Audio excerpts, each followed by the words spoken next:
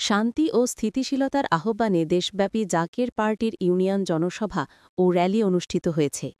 শনিবার বিকাল ৫টায় Abdur Rashid Talukdar degree college এলাকায় এ জনসভা ও র্যালি অনুষ্ঠিত হয়েছে।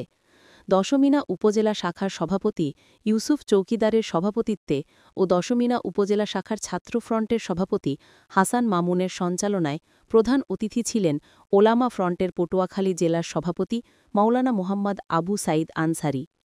বিশেষ অতিথি ছিলেন পটুয়াখালী জেলা ছাত্রফ্রন্টের সভাপতি রাহাত হোসেন, সাংগঠনিক সম্পাদক রাশেদুল ইসলাম, যুব ফ্রন্টের সভাপতি জাকির হোসেন, জাকের পার্টির পটুয়াখালী জেলার সহ-সভাপতি মিজানুর রহমান বাবলু, মহিলা ফ্রন্টের পটুয়াখালী জেলা শাখার লাইলি বেগম সহ স্থানীয় গণ্যমান্য ব্যক্তিবর্গ প্রমুখ।